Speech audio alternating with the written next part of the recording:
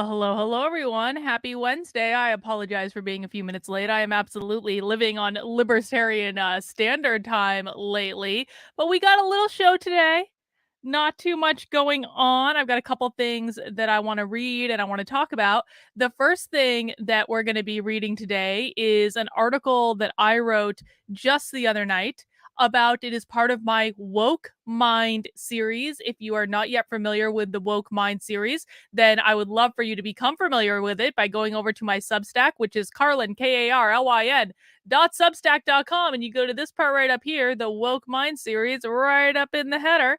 And that's going to bring you to a series of articles that I have written breaking down the psychology of the woke left, just trying to make it as simple as I possibly can, explaining why they do what they do, and also what you can expect when you encounter them in the wild. And this is really important information because these articles are not talking about what you should expect in an ideal world. It's not talking about what should happen when human beings are behaving at their best. It's talking about what actually happens, and it's talking about why it happens and things like that. And some of the things might not be pleasant for people to hear, but you need to hear them in order to effectively counter what the woke left is doing in the world today. And so we're going to be reading this article from from the series, and this is all about what the cancel mob wants, and more importantly, how you can defeat the cancel mob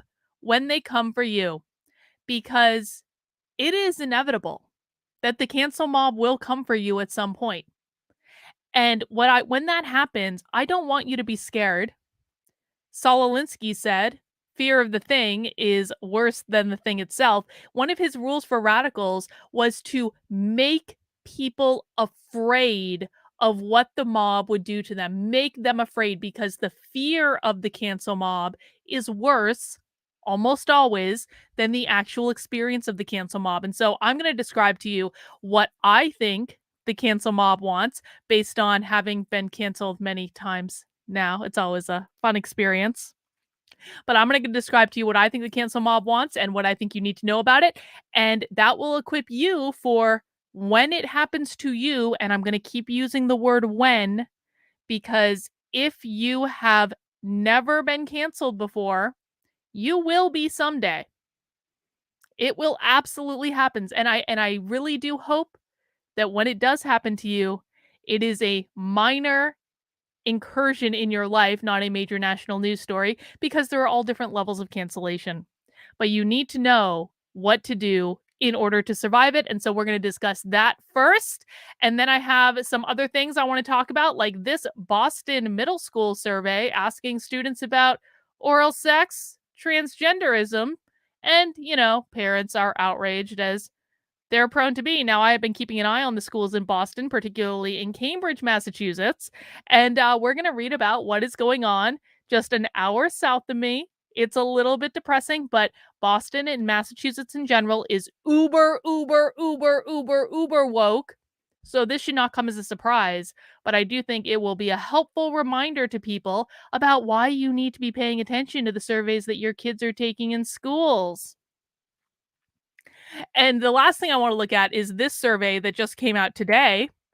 Majority of Americans don't want public school teachers to discuss politics. Imagine my shock. Imagine my shock that, as it turns out, the vast majority of taxpayers don't actually want this nonsense in schools. And so we'll look at that, and hopefully that will be a little white pill of a moment. But guys, before we get into it, I just want to remind you once again, please make sure you are subscribed to my Substack, Carlyn, Karlyn.substack.com. This is my home base for my unwoke content. This is my primary location, YouTube or Odyssey or Rumble or Rockfin or whatever platform you're watching me on right now. YouTube is not actually my primary content hub anymore. It used to be for a long time. And then I got shadow banned and YouTube started messing with my channel. And then it just became, it's a great mechanism. I'm not going to stop doing YouTube or anything. YouTube gives me the ability to speak to thousands of people in a day rather than, just like, a couple hundred people in a day. It gives me the ability to do video. It gives me the ability to spend time with all of you. It is absolutely a blessing. but I get 10 times the amount of traffic on my Substack than I do on my YouTube. And so that is my primary content hub. It is the place where I think I am creating some of the best, most unique, unwoke content on the internet. So you want to make sure you're subscribed for free by going to Carlyn, KARLYN.substack.com. And if you really want to help me out, I have a goal of hitting 75 new subscribers by the end of the month. We're getting down there, and I need about 30 more subscribers to hit my goal. It's $5 a month, it's $50 a year. It keeps me in business because I am completely 100% funded by you. And so if you like the work I'm doing and you want to support it, I hope you'll consider a subscription today, and that will help me keep the Substack free for everyone, which of course I really appreciate. And I know my readers who can't necessarily afford to support financially right now, but do like the work I'm doing and they do share it out and all of those things, they appreciate it as well. So thanks for that. I also want to let people know a couple of things.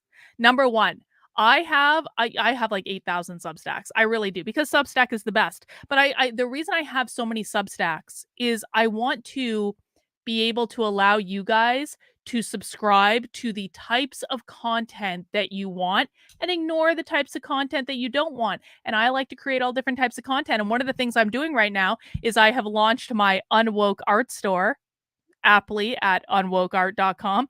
This is a project that has been 2 years in the making. And AI art is allowing me to do this because I was originally going to go into business with someone who shall not be named, and he ended up having a narcissistic break right in front of me and turning into a completely different person about a month before we were going to, launch the business. And so that didn't quite work out. And he was a photographer and a videographer and really talented, but, absolute raging narcissist, and turned into a goddamn nightmare. And so when that fell through, I was I really didn't know what to do because I was so in love with this idea of this Unwoke Art project. I had been thinking about it really, really obsessively for about 6 months. We were about to do a retreat to do research for it and to plan out the business strategy moving forward. I was heartbroken and devastated for a really long time when that whole thing fell apart for business reasons, not for the reasons he likes to say on the internet. And so I kind of sat on this idea for a while, but I never gave up on it. And then enter AI. And wouldn't you know it, that asshole narcissist could be replaced by a robot in one fell swoop. So on Unwoke Art, I'm doing cultural commentary and a little bit subversive commentary using art to inspire people. And then I put the art on merchandise and you can buy it and wear it and love it. And I'm trying to do things that are cool. I'm trying to do things that are unexpected. I'm trying to essentially make memes you can share on the internet that are like much smarter. Like, we're doing like upper crust satire here, guys. This is not like low level memes, and I love low level memes as much as the next person. What I'm going for is upper crust satire, like Andy Kaufman style satire, where the stupid people don't know that you're doing satire, but the really smart people know exactly what you're doing. It's like highbrow subversiveness. And that's what I'm going for with Unwoke Art. And you can subscribe to my Substack, unwokeart.substack.com. And what that will do is this is essentially a mailing list where when I post new designs on unwokeart.com, what I'm going to do is I'm going to create a post on the Substack to show you the new design, like this Joe Biden's presidential portrait. I'm really proud of this one. I think this looks effing great. So I post the meme. You can download the meme. You can share the meme. Doesn't that look cool? Oh my God. I love it so much. I worked so hard on this one. This is Joe Biden as the lizard man coming out for his presidential portrait, showing his true colors. I know no one is surprised, but we've got a meme there that you can share out, and you're welcome to post that wherever. I don't really care. But then what I do is I put the meme on different merch like t-shirts, hoodies. Look at this. This is a color changing mug. So we've got Joe Biden as Two-Faced with a lizard person face, and we've got it on a color changing mug. I'm sorry. I love it. I have so much fun with this stuff. We've got stickers. These are nice canvas prints that have a frame. You can get a poster now. I've recently added posters to it. Anyway, you can sign up for updates, and then if you like what I'm doing and you want to get it on a t-shirt or anything else like that, and you can pick that up. If you just want to share the meme, that's fine too. And I really want to have a lot of fun with this. I'm going to be launching an Unwoke Art contest coming up where you can use AI or you can create your own. You can draw, you can paint, you can color, you can do whatever you want. But I'm going to actually be launching an Unwoke Art contest, and you're going to be able to win prizes from the Unwoke Art store and stuff like that. So I think we can have a ton of fun with this. It's like AI art is so amazing because it has opened up the ability for everyone to be creative. And I think that that's so important because I really do believe there are two types of people in the world. There are creators and destroyers. If you're not creating something, if you're not building something, if you're not giving something to the world, then you might end up being in the destroyer position, which is going to make you a whole lot like the woke left. And destroyers, because they're not creating things or building things of value, they focus on tearing down what other people are doing. We don't want to do that. Creativity is so much fun. And I really want to encourage people, even if you think you can't do this or you don't have any experience with doing it, you can definitely get in and use the tools that are available and make beautiful projects. And you can just do them for the sake of doing them because you have so much fun. I had so much fun. Even if I'm not putting this stuff on a poster, I had so much fun making this and thinking about it and trying out different variations and doing that. Creativity is part of who we are as a human being. And so I really want to do stuff that's around encouraging people to create things. And if we can create things like subversive little images to put out there into the world to make people think, that is how we build grassroots culture. The arts influence culture. And we are so blessed to live in a time period where we have access to these tools. And that means everyone can take advantage of them. And we can scale up and do things, even as grassroots movement, to be able to influence culture away from the woke left insanity using these tools and inspiring people and showing people through art. Art, what's so great about art is you can use art to reveal truth to people that they can't see in other ways. So we have talked logic for a long time with the woke left. You can talk logic, you can talk objectivity, you can say there is a man and there is a woman and there is nothing else. That doesn't work. We know it doesn't work because if being logical and rational worked, then the problem would already be solved. But it can't because the problem is just getting worse and worse and worse. We have to try to find other ways to inspire people. That's what I'm trying to do with Unwoke Art. I'm also using it as a way to make sure that I can support myself to be able to spend all this time doing this stuff with you guys. And so all the merchandise does support my work. And if you see fit to buy something and you just want to hang something cool on your wall, I would really appreciate it. Murphy's Pool says, I need stickers for my truck. What a great idea, Murphy's Pool. Jenny's getting inky with it, says bumper stickers will be good. I'll look into some bumper stickers, guys. I think they do have bumper stickers. I know they have indoor outdoor stickers. So I can look into that and we can see if we can get some bumper stickers made or whatever. And if you guys have ideas for things that you would like to see the pictures on, then what you need to do on the Substacks is leave a comment. Just let me know. Carlin, can you put it on this? Carlin, can you put it on that? And I will look into it and we'll see. So that is unwokeart.substack.com, and that will lead you over to my main merchandise store, which is unwokeart.com, and you can see all the cool things I've got up over there. One last thing before we get started. Now, yesterday was the start of Aries season, my darlings. And of course, I am the consummate Aries with Pluto in my first house and my Leo moon. This is my time of year, ladies and gentlemen. And what also started yesterday, because it is the start of Aries season, it is the start of a new astrological. It also started Carlin's month of narcissism. Carlin's month of narcissism is when I get to be my most narcissistic, my most unapologetic, my most insufferable for an entire month. Yes, the month of narcissism is here, and I am celebrating the month of narcissism with a very, very special training on my birthday as a celebration of me, but not just of me, of all of you as well, because I have no life and these are the things that I do on my birthday. I would rather spend my birthday teaching you how to be the best narcissist that you can be than doing anything else in the world, like going out to dinner or like doing something fun. This is what I do for fun. I trigger people on the internet. So on my blog, Art of the Trigger, this is artofthetrigger.com. It is also on Substack, but I actually have the .com for this one. You can find the registration information for this free training because I love you guys so much that I want to teach you how to be a narcissist for free. And this free training is called Embrace Your Inner Narcissist. Let me read you the description for this. Welcome to my month of narcissism. You may not know this, but each year, when the sun enters Aries, my month of narcissism begins.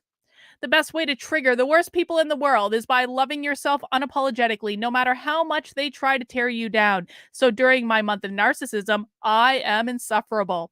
I am entitled. The world is my oyster. This year, in honor of my month of narcissism, I am holding a special event on my birthday, in honor of me, to help you embrace your inner narcissist. You can join me at 8 p.m. on April 12th to learn how to embrace your inner narcissist.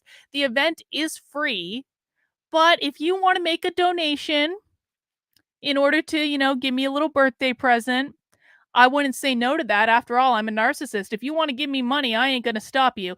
And I would absolutely appreciate it. You don't have to, but if you want to, the option is there. And I also wanted to say too, just in case I haven't mentioned this, Art of the Trigger is a satirical self-help website. It is satire for people who don't understand it. The uninitiated brood on Twitter. Like, this is a satirical self-help website. But the self-help is real.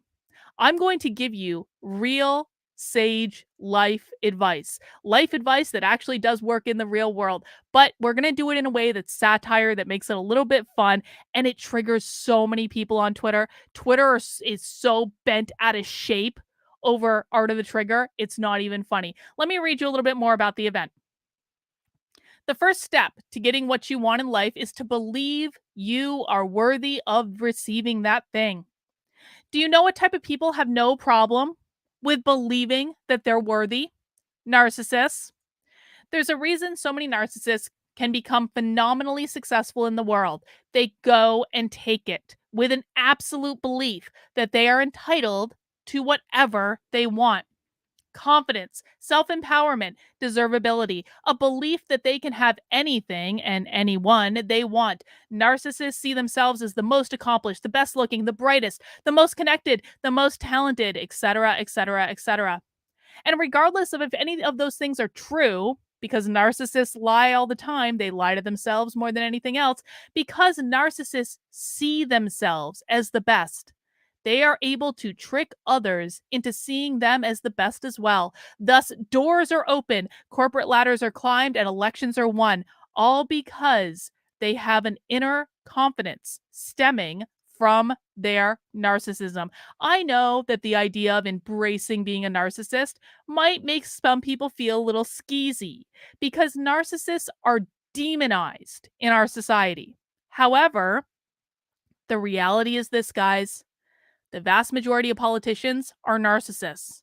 The vast majority of CEOs are narcissists.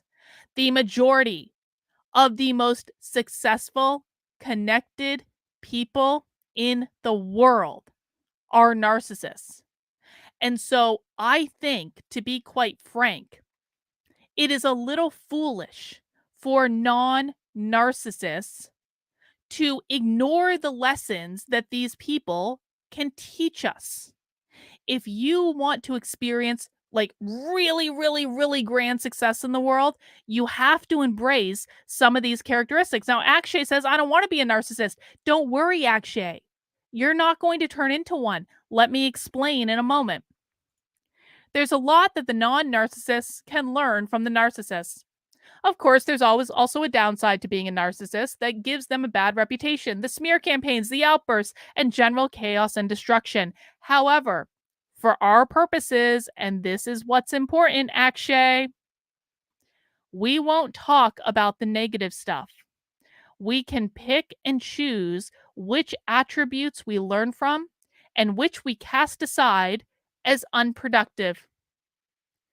In this free webinar, you'll learn how to embrace your inner narcissist. We're going to focus on the helpful elements of narcissism, the things that will propel anyone forward towards more success, greater influence, and getting more of what they want in life.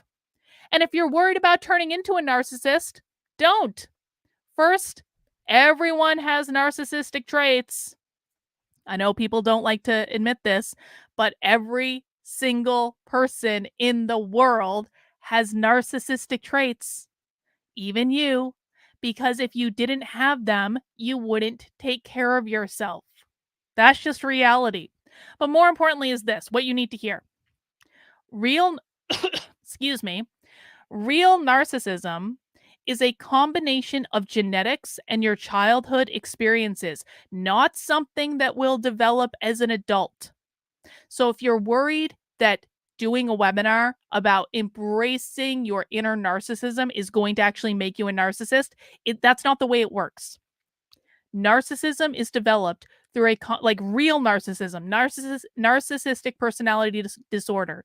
It is developed through a combination of your genetics, who your parents are, and your childhood experiences. And if you don't have both of those elements, you are not going to become a narcissist. It doesn't matter if you play pretend. It doesn't matter if you put on the act for the sake of trying out a new style. Those things don't matter. They're not going to make you a narcissist, all right? But we can learn from them and their confidence and how they own a room and how they aren't afraid and how they're unapologetic about what they want. We can learn from them to get more for ourselves. If you're not a narcissist already, you're in the clear. And if you are a narcissist already, you'll probably never believe you are one anyway, so it's just as good. And if you're convinced, you can join me for this free training. Again, let me pop the link in the chat one more time. I hope I'll see you guys there. It is going to be a ton of fun. And I promise you, am I doing this to trigger people on Twitter? Yeah, a little bit. I am. But I am actually going to give real and sage life advice that I have given many, many times before about confidence, about owning who you are, about your self worth. And we are going to have a ton of fun with it. Because if you can make these things fun to learn, then it's all the better for everyone. So I hope you guys will join me on my birthday, April 12th. Go to artofthetrigger.com right now to sign up. And you can see if you go to artofthetrigger.com, it is right on the homepage right there. I'm going to be changing that image. I'm not crazy about this image that I chose. I was messing around with the AI and I found it last night. I'm going to be changing it to something way more striking. But I was busy yesterday, okay? I had a lot of stuff to do. And so sometimes you can't let perfection get in the way of good enough. Of course, if I was really embracing my inner narcissist, I'd be like, that's the best picture that's ever been made. The best, the most beautiful. Aren't I amazing for making that picture? That's what I probably would have done if I was really embracing my narcissism. But anyway, I digress. Let's get started, guys. Please mount that like button if you have not already. I stream pretty much every day of the week at 5 p.m., Monday through Friday at 5. We're going to be changing happy hour this week. I'm going to do happy hour probably a little bit earlier because I have a ladies only movie night to go to on Friday. And it's very important that I go to ladies only movie night because this doesn't happen all that often. And there are like a whole bunch of women going that I want to connect with. So anyway, be on the lookout. We're going to be scheduling happy hour a little bit early. We will still be doing Socialism Saturday on Saturday at 6, just like normal. I hope you'll consider subscribing to the channel if you are new to me today.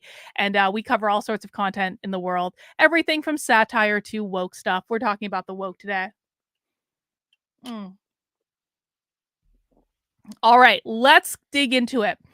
This is an article from my Woke Mind series, What the Cancel Mob Wants. Let me make this as big as I can to make sure everyone can see it. Oh, that's nice and big. So, you found yourself on the receiving end of a woke cancel mob. Your notifications are going off constantly. Your inbox is filled with lovely emails calling you every name in the book. You may even have received your first death threat. Congratulations! No, seriously, though, make sure you report that to the police. And that's real. Report all death threats or threats of violence to the police. Here's what you need to know. It isn't real. I'm just curious in the chat. Have any of you ever been on the receiving end of a woke cancel mob? And when I say cancel mob, I don't just mean canceling your bank cards or getting you fired from your job. If you have thousands of people coming at you on social media or even in real life, but usually it happens on social media. If you have thousands of people coming at you, that is just as terrifying as the more practical stuff. Has anyone ever been through this besides me?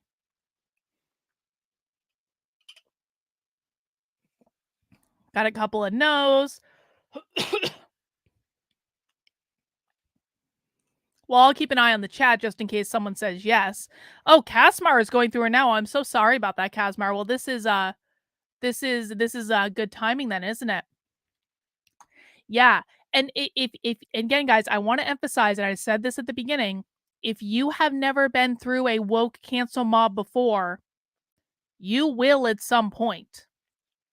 And it is important that everyone keeps this in mind when that happens. It's not real. I have been on the receiving end of probably a dozen of these things right by now, if not even more. It's not real. In order for a woke cancel mob to work, you have to believe it's real. You have to buy into it. You have to give them power. I know it can seem real. You may have hundreds or thousands or tens of thousands or more people trying to make your life a living hell for whatever infraction you committed against the Overton window. But understand this: except in extreme circumstances, the vast majority of people in the world have no idea what's going on. I want to stop and elaborate a little bit on that point.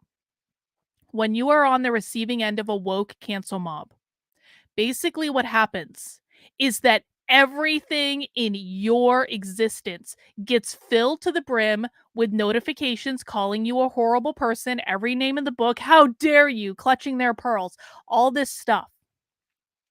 And so to you, it might seem like everyone knows you're being canceled, everyone's involved, everyone you've ever met or spoken to is in on it. That's what it's going to seem like. But that's not real. The fact is, when you are being canceled by a woke mob, most people don't know what's happening. Casmar, oh, they have a dedicated Facebook page for me and my friend. I'm really sorry that's happening. I have a horde of Twitter stalkers. They talk about me all day, every day. They literally have an account that is dedicated entirely to me. So I understand exactly how annoying and frustrating that is. But they want you to be pissed off. And what they really want, Casmar, when they're doing this stuff?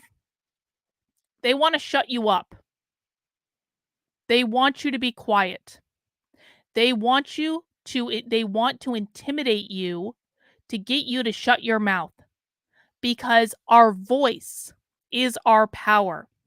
How we express ourselves reflects how powerful we are in the world. They want to silence you because they want to take your power away. I'm really sorry you're going through that, but it'll be okay. And don't give in to them. So most of the time, most people in the world have no idea what's going on. And that's true if you have a couple people in your feed or in your inbox or making phone calls or doing whatever. And that's true if you have thousands of people, because there are billions of people in the world. Most people don't care what's going on. And guess what? Even the people who are participating in the cancel mob, most of the time they have no idea who you are. They have no idea what you stand for.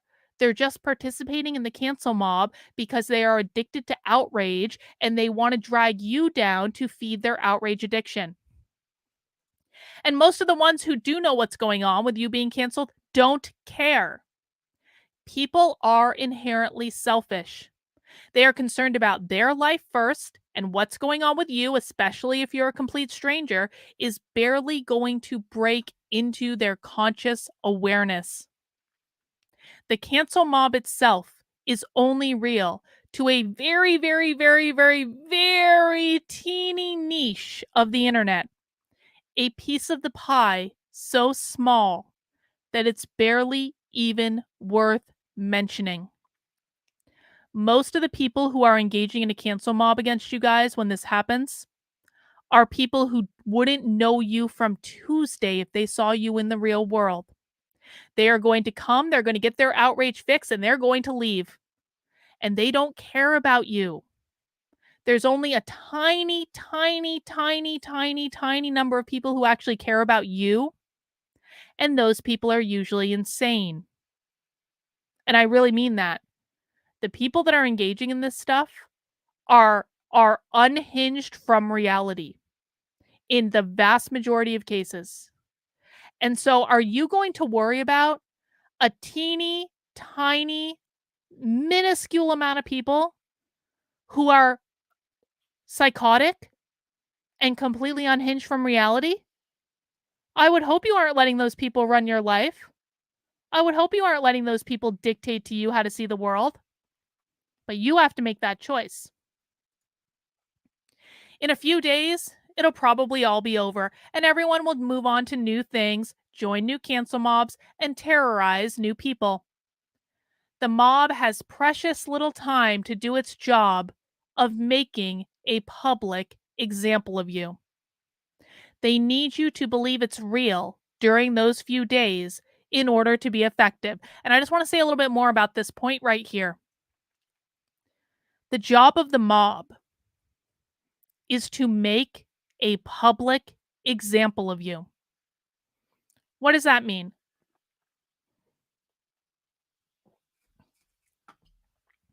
The job of the mob is to convince other people who are watching the mob that they have power.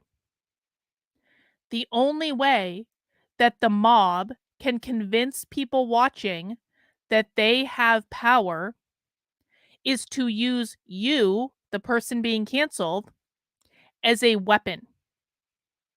And how they're doing it is they're saying, look what we did to that person. Do you want that done to you? That's how they gain power. The fear of the thing is worse than the thing itself. They need you, and it could be anyone. Remember, it usually actually has nothing to do with who you are as a person. It could literally be anyone. But you happen to be the person that they chose for this instance. They picked you because you represented an opportunity to present an example to the public of how powerful the mob is. And they need you to buy into that in order for it to be effective. But it's theater. A small amount of really loud voices shouting at you so that it drowns out everything else you can hear. They need you to think it's real. They need you to feel, excuse me, I'm going to say that again. They need you to think it's real because they want you to feel alone.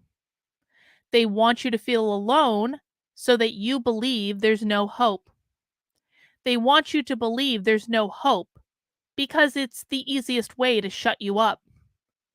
They want to shut you up because when they take your voice away, they take away your power. They want to take away your power so that they can rule you. And all that it requires for that to happen is for you to believe it's real. So just make the choice not to. There is nothing they can do if you don't allow them to. That's what the mob wants, guys. They want you to believe that it's all real. They are flinging bullshit all over the internet to do their best to drown out everything else you can hear.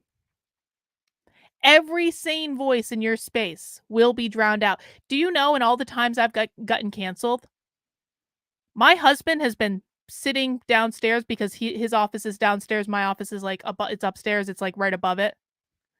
Every single time I've gotten canceled, my husband's sitting downstairs working. He has no effing idea what's going on. My husband isn't even aware of all of the times I've been canceled because the only way I experience being canceled and other people experience me being canceled is in this here box on the internet. Do you know how you can make the box go away? You turn off the computer. You turn off your phone. You watch a movie. You knit. You go eat an ice cream cone. You go out for dinner. Like there are any number of ways to make it stop. And like even the person that I live closest to in literally the same house usually has absolutely no idea what's going on. That's how unreal it is. That is how far removed from the real world it is. The moment that you convince yourself that it is real is the moment that you allow the mob to win. And guess what? In a couple of days, it's probably going to be over. My longest cancellation lasted about 3 weeks. That sucked. Let me tell you what, that sucked. Really, really, really bad. But you know what? I got it. I survived. I live and every single cancellation, that was the first big cancellation, and it was by far the worst. And every single one since then has been like, what are we even talking about? Remember that Hitler tweet? When I was like, Hitler went to heaven, and what I really meant is everyone goes to heaven because there's no hell. I don't believe hell is a real place. And so, yeah, of course, Hitler would go to heaven because I don't believe in hell. So, how could Hitler actually go there? It wasn't a commentary on Hitler being a good guy. But, like that, I tweeted that because I was trolling and I was like being obnoxious. I was. And that was this big old cancellation.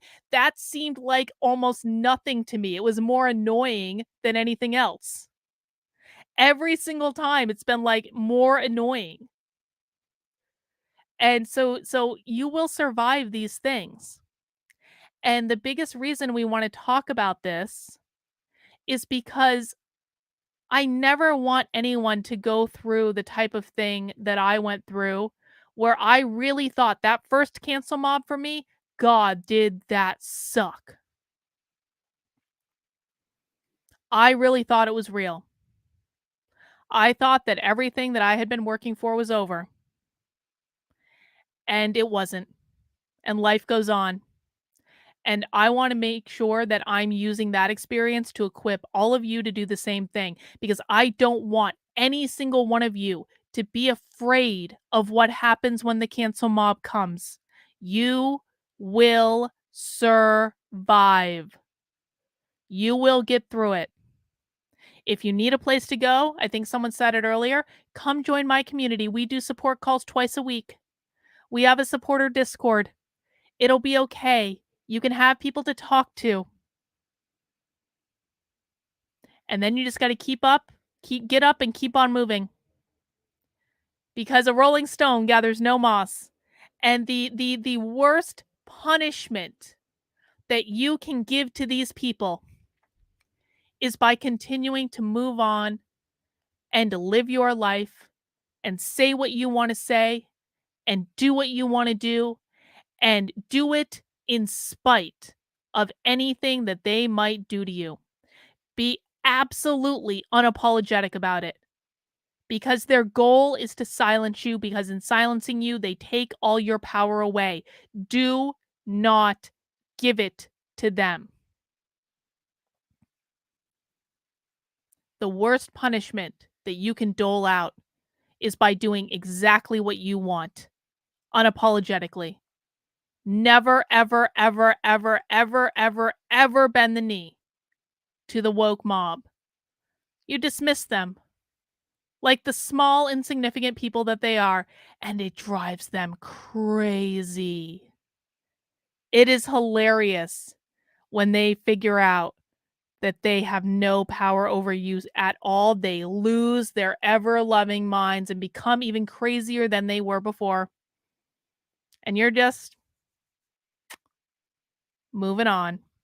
All right, guys, I hope you enjoyed that. That is an essay from my Woke Mind series, What the Cancel Mob Wants. If you have things that you would like to know about the woke left, why they do what they do, let me know. Let me know in the chat. Let me know in the comments later if you're watching this later. I'm not sure exactly what the next article in my Woke Mind series is going to be right now. So if you guys have questions or topics you would like me to write about, let me know, and I will definitely take inspiration from people. And I love teaching this stuff. I want to be able to download all the information I have in my brain to all of you, and I want your responses too. Let me know what you think I get right. Let me know what you think I get wrong. This is still something where a lot of us are just trying to figure it out, and I'm doing the best I can to explain it, but maybe you have other ideas that I haven't thought about before, and so I would absolutely love to hear them. All right, guys, moving on. I've got a couple more articles that I want to cover today. Boston middle school survey asking students about oral sex, transgenderism prompts parents outrage. Parents had no idea these questions would be asked. Well, if those parents had watched my channel and the school's exposed investigations, they would absolutely have an idea that those questions would be asked. I don't understand how parents are still confused about this. Let me make it really, really easy, guys. If your kids are in public school and possibly in private school and possibly in charter school, but 100% in public school, and I'm not joking when I say 100%, 100%, they will be asked crazy personal questions on these surveys. Do you know how I know?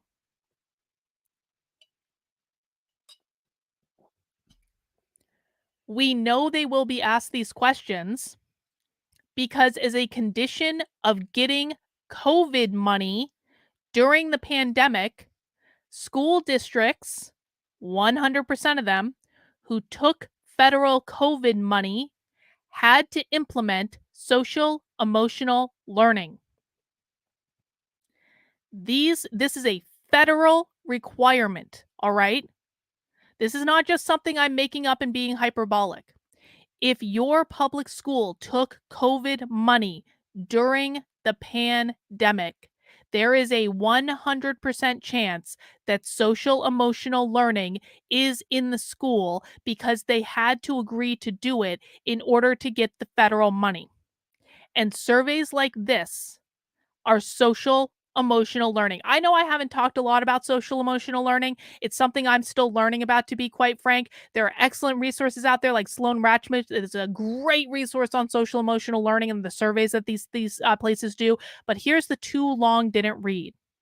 What social emotional learning is going to do is they are going to try to get inside your kid's head to use their emotions to program them and indoctrinate them into these absurd ideologies. And the way that they do this is they survey your kids. They have them fill out highly invasive surveys. James Lindsay is talking a fair bit about social emotional learning. I need to listen to more of his content on it. To be quite frank, I really, and this bums me out because I adore James Lindsay. I try not to listen to James Lindsay's content all that much unless it's really topical, because I don't want to be accidentally parroting James Lindsay's talking points. I want to exist separate from him, and I want to see if I come to the same conclusions as he does. So I know generally what he thinks and what he says, but I don't listen to his long form stuff because I don't want to be influenced by him. I want to be influenced by what I see from primary source documentation. And then what I want is to see if it lines up with him. So you guys get to listen to James Lindsay. I don't, because I'm trying to keep myself honest. But anyway, what is anytime your kids are surveyed in school, you need to make sure that you have opted your kids out of all surveys. You need to call the school and tell them, my child does not have permission to complete any survey. And then you also need to tell your kids, do not complete any survey, because what they're doing when your kids are surveyed, and it could be as simple as a survey that your teacher issues informally in class as well. It doesn't always need to be formal. What they're doing is, and I don't care if they say it's anonymous, okay? If they say it's anonymous, assume they are lying, because no surveys are anonymous. I really hope people understand that. Listen, let me tell you what. One of the things I did as an organizational psychologist is I would do, I thank God don't have to do much of these anymore. I basically just do coaching nowadays for like IO psych stuff, which is really nice actually. But one of the things I used to do a lot of are employee engagement surveys. Has anyone ever taken an employee engagement survey where your workplace sends you out a survey and they ask you, "How do you feel about working for us?" And they ask you all sorts of questions about your boss and your engagement and whether you're happy. You guys know what I'm talking about? Okay. Do you know how workplaces always tell you that those surveys are anonymous? I have administered countless of these surveys. I did whole conference presentations for the Society of Human Resources Management about how to do these surveys. Okay. That's how in the weeds I was on this stuff. You can always figure out who answered what when you're looking at the back end of the survey data. Now, I am an ethical organizational psychologist, so I never shared that information with the employers. I made it really, really, really effing clear when an employer contracted with me to do an employee engagement survey that I was not going to share who said what. It was all going to be anonymized. All of the answers were going to be anonymized. We're looking at general themes. We are not targeting individuals. And so I never did that. But there are absolutely people who do. Every single time you answer an online survey, there is tracking information that gets passed through the survey that is absolutely available on the back end so that anyone can match up who said what to what question if they have access to the right information. So anytime they send you a survey, or they excuse me, anytime they send your kids a survey and they say, "This is anonymous, please answer honestly." No, it's not. No, it's not. Never assume that the school is telling you the truth, because what a lot of schools are doing, exactly. Plus, they tend to give you unique links. Every single time one of these surveys is administered, there is a unique link with a little thing of code that is connected to your name in a spreadsheet or a database somewhere. They can tell you exactly who answered what. It is not even that hard. So, every single time your kids answer one of these surveys, this information is going into a file somewhere. And what some schools have done is they take the information from these surveys in order to stage psychological interventions with your kids that you may or may not know about. They might not even tell you what they're doing.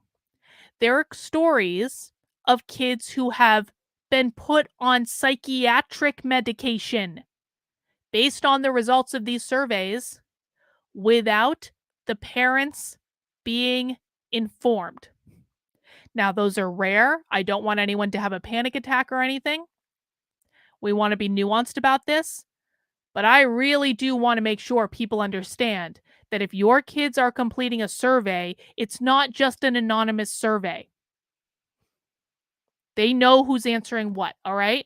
Jenny's getting inky with it. You and James line up pretty well, Carlin. I watch all of your content and his content. It's one reason I enjoy your content. You don't just regurgitate, you actually do the work. That actually makes me feel really good, Jenny, because I honestly, this is horrible. I haven't really been listening to James lately, to be honest. And it has nothing to do with him. It's just I'm way too busy. But it actually, like, I think that James Lindsay is Unbelievably intelligent. I think he's a genius. I think he sees things that none of us see. And so if you're telling me that my content is lining up with what he's saying, then I'm really happy to hear that because honestly, I wasn't sure because I haven't been listening to his content lately because I don't have time. I'm doing too much. Anyway, let's read this article. A survey that asked explicit questions about sexual activity and gender identity reportedly angered parents after it was administered to middle schoolers at a Massachusetts public school. Principal Tracy Griffith of Elliott K through 8 Innovation School in Boston sent a letter to parents last Thursday that noted there were many concerns about the school's youth risk behavior survey, which was given last week to students in 6th and 7th grade according to the Washington Free Beacon. I just want to look up something really quickly. Let me just look this up. Hang on. Let me just look this up. Okay, so this is in Boston. I was wondering if this school was actually in Cambridge. I vaguely recognized it because the Cambridge school district is something I've been keeping a real close eye on.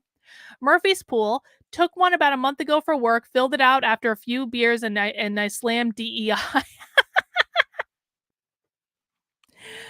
I probably wouldn't have done that if I was you, Murphy's Pool, but I'm sure it's gonna be just fine. Don't worry about it too much. But yeah, I mean, tell them the truth if you can, but I just always be aware that those things are not necessarily private. Griffith noted that the concerns about the survey, which was part of a project led by Boston Public Schools. What does that mean? The fact that this survey is part of a project being led by Boston Public Schools, what do you think I think that means? What hint did they just give us about this survey? This is going to be great for my school's exposed peeps. What hint did they just give us about the survey by saying it was part of a project by the Boston Public Schools?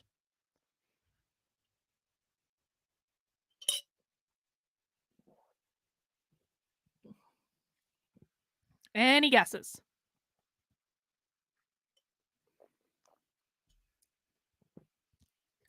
What I think is that this survey was not just administered in the Elliott K through 8 Innovation School.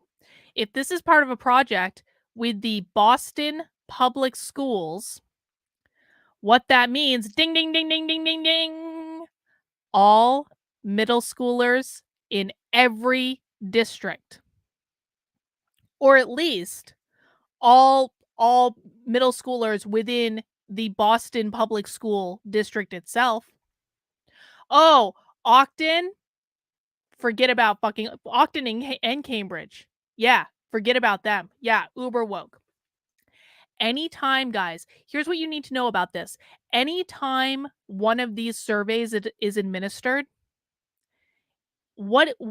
how this is done is this comes from the district level. It comes from the school district, not usually the individual school itself, the school district. And so if a survey is happening in one school in the school district, that means it is probably happening in other schools in the school district too.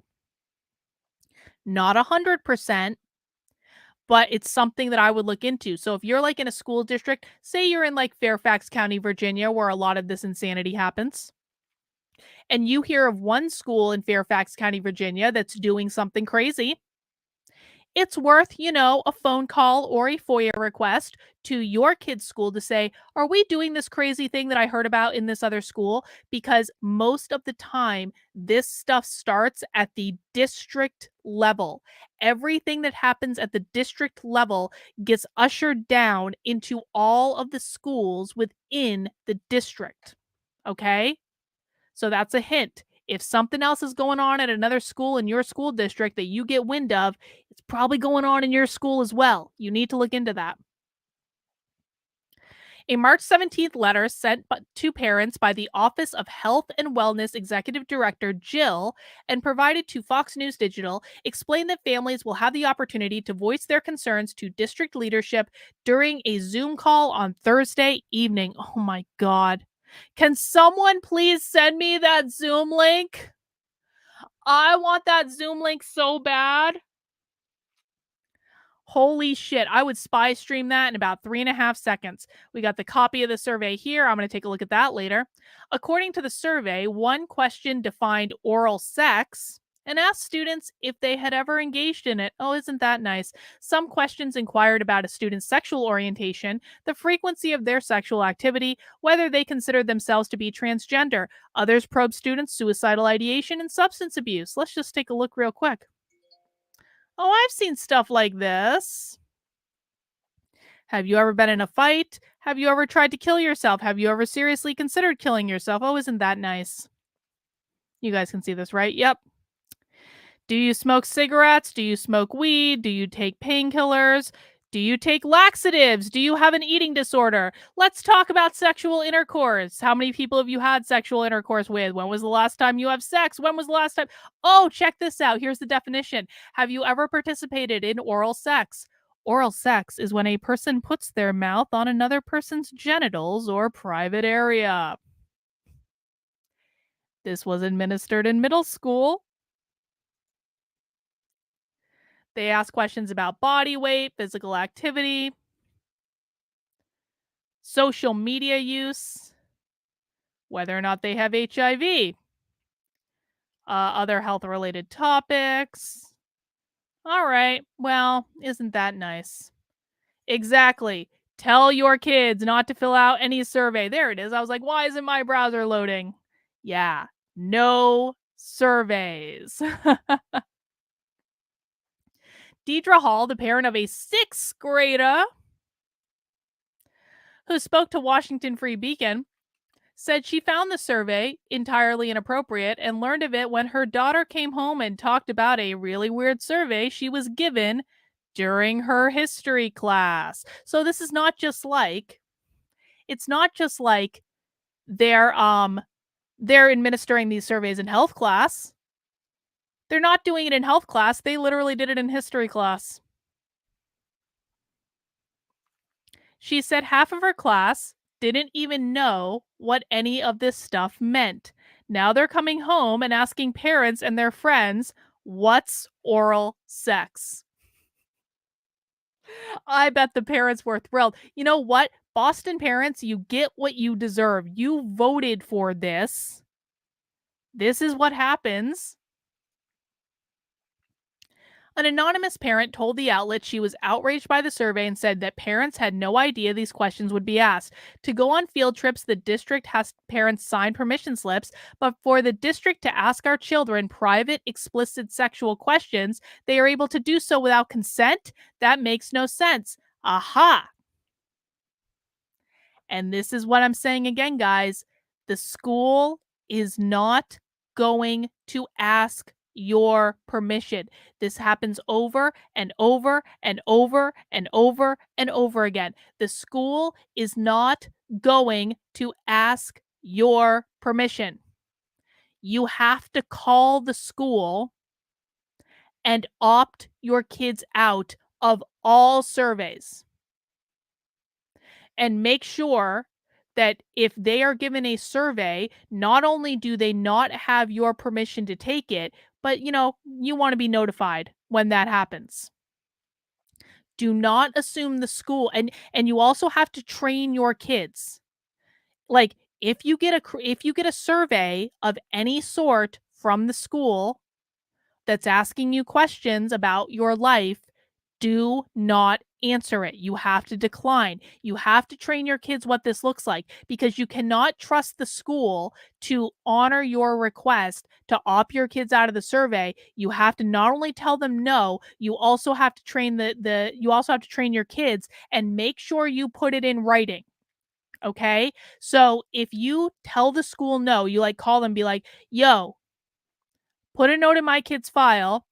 I do not want them taking any surveys." What you have to do then is to send a letter to the school or an email just to follow up on the conversation we had today. I do not give consent for Johnny to get to participate in any surveys. If the school is administering surveys to students, Johnny is not to complete the survey. Say it as many times as you need to, put it in writing. And then you need to train Johnny, don't answer any surveys. Because that way, if the school issues your kid a survey and they blatantly ignore your request that your child not be given any surveys, you have it all in writing and you have it all documented and you can sue their asses. Okay? So make sure you're doing that. Don't brush this off. A database compile, and this is talking about the parents defending ed thing. We've already covered that. So that's what's going on in Boston. Congratulations, Boston. Last thing I want to talk about for today, guys. Check this out. The majority of Americans don't want public school teachers to discuss politics. Happy news, a white pill moment, if you will. In the New York Post, the majority of Americans oppose teachers discussing their political views in public schools, according to a new national poll. The survey released on Wednesday by the Grinnell College National Poll found 57% of U.S. adults said it was inappropriate for public school teachers to share their political opinions in the classroom. A slightly higher number, 58% of parents, agreed that political views have no place in education. The Hallelujah chorus sings down from the sky. Nearly 2/3 of suburban women, 65%, self-identified Catholics, 64%, and people with incomes over $100,000, 63%, also don't want politics discussed in classes. The number climbs higher among right-leaning independents and Republicans, with 68% opposing teachers who talk politics. The president of Seltzer and Company, which conducted the poll from March 14th to 19th, said the findings showed the alignment of a voting electorate that swung from Donald Trump in 2016 to Joe Biden in 2020 and appears ready for another swing rightward. Well, I hope they don't go too far right, if I'm honest about it. I am a little concerned, more than a little concerned, about the backlash that we're seeing from the political right. I think the political right is going way, way, way beyond what is necessary. And I think it's going to be bad. And so just keep this in mind. If you are more conservatively focused, do not become the monster that you are fighting. I promise you, conservatives, if you double down on some of the things you're doing right now around trans people, specifically trans adults, if you double down on calling everyone who disagrees with you a pedophile and a groomer, and I'm not talking about actual pedophiles and actual groomers, I'm talking about you throwing the term around as an insult, just like the woke left throws around the term racist. If you keep doubling down on this, you are already becoming the monster that you're fighting. You are already, to me, becoming indistinguishable from the woke left. I am begging people to start becoming more moderate in how they are engaging in rhetoric. Because the further the pendulum swings in one direction, the farther it's likely to swing in the other direction in backlash. And the pendulum is always swinging, guys. The pendulum is always swinging. The wheel of fortune is always turning. And you might get a really good backlash on the right, but guess what's going to happen to that? There's going to be even greater backlash on the left. And the left is kicking all of your asses. The left is 40 years ahead of where the right is. And so the right might get a victory here and there when the pendulum swings back in their direction. But the backlash, the long-term backlash that we are going to experience as a result of that is going to absolutely destroy us. I have made a deliberate effort over the past almost 2 years to become a more nuanced voice on these issues. Now, I don't think the government should exist at all. I think the government is incompetent. So I'm not actually really that moderate. I'm an anarchist at this point. I think everything the government touches turns to shit. However, we have to be looking at things in nuanced ways where we are taking in context and we are taking in the big picture. Because if we're just hurling insults at everyone who dares to disagree with us all day, every day, and that's all we're doing, we're no better than them. And I don't want to be the same as them. I don't think many of you want to be the same as them. There are a lot of people who just really do want to be left the F alone. And if you've got authoritarianism on the right and authoritarianism on the left, clowns to my left, jokers to my right, there is no difference. The biggest distinction that anyone can make is by committing to leaving other people the F alone. And don't tell me we're just saving children. No, you're not. You're not. And I don't agree with medicalizing children under the age of 18 at all. But the self-righteous aggrandizement of the conservative right is not giving me hope at the moment that they have a really nuanced perspective and that they are ready to be the adults in the room. The amount of times that I've gotten called a groomer and a pedophile because I say that not everyone who disagrees with the conservative right is a groomer or a pedophile.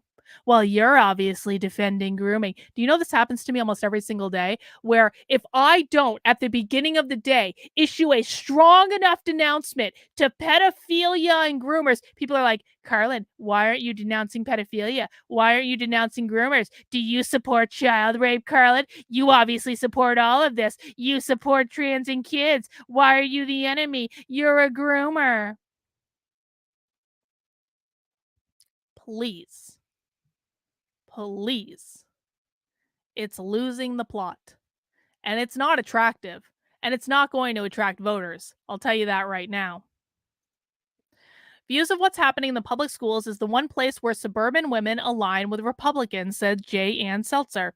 The reason we hear so many messages about what is happening in public schools may be the Republican wish to retake the suburbs in key swing states, for example. Well, you know who's going to be turned off by the awful rhetoric more than almost anyone else? These voters. If you guys want to turn off like more moderate suburban women, keep up with the rhetoric, calling them all groomers and pedophiles every time they say something you don't like. It's going to work out great for you, I promise. The shift from voting for Donald Trump in 2016 to Joe Biden in 2020 hinged on a shift among suburban voters, in particular, suburban women. Republican governors like Glenn Youngkin and Ron DeSantis won elections in 2021 and 2022, respectively, on platforms to largely remove divisive political discussions from public education. If Republicans just stuck to that, I mean, seriously, if Republicans just stuck to the get politics out of school, stop indoctrinating kids, that is quite literally all that would be required. That's it. But no, they have to go off to like ban drag queens, ban trans people, Christian conservatism, etc., etc., etc. Everyone who disagrees with us is a groomer. They had to go ban abortion. Like they had to go off in like all these different directions that had nothing to do with keeping politics out of school. And then they lost their voters and they wonder why. And that's what happened in the midterms. The two widely expected to announce presidential campaigns in 2024 after having passed laws and signed executive orders to prohibit the teaching of critical race theory. Virginia's executive order does not prohibit the teaching of critical race theory. It really, really doesn't. Critical race theory is still being taught in Virginia completely legally because Glenn Youngkin's executive order did not ban the teaching of critical race theory because Glenn Youngkin and his administration didn't understand what critical race theory was when they wrote the executive order, and so they wrote an executive order that doesn't really ban anything. I have an article about it somewhere on my Substack. Around 56% of adults said state officials should play a part in deciding what books school libraries keep on their shelves, and 39% calling for a small part, and 17% calling for a big part.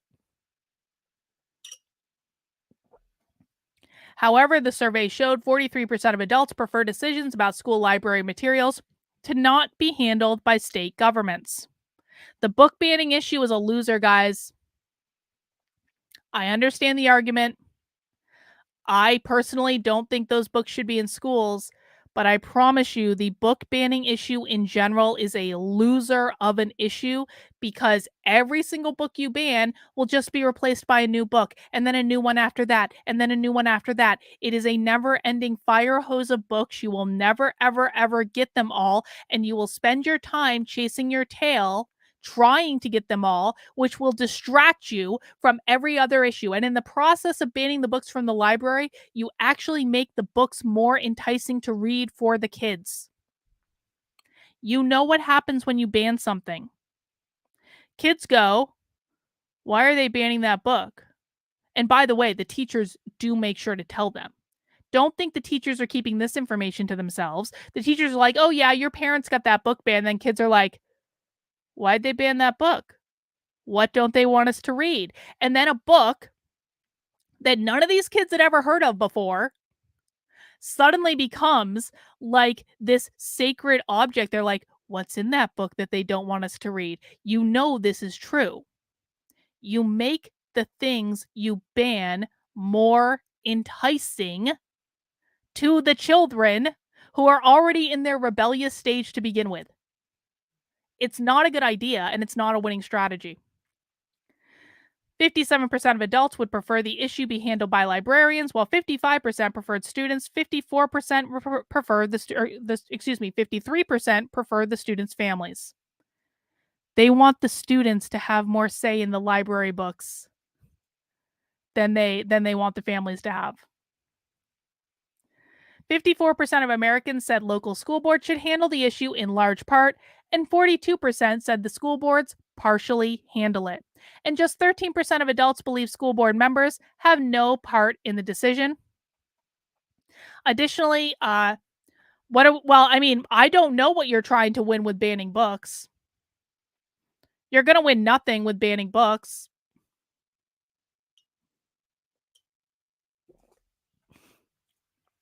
There's a lot of that, Patty, but it really doesn't matter because if you ban one book, another one's going to come in.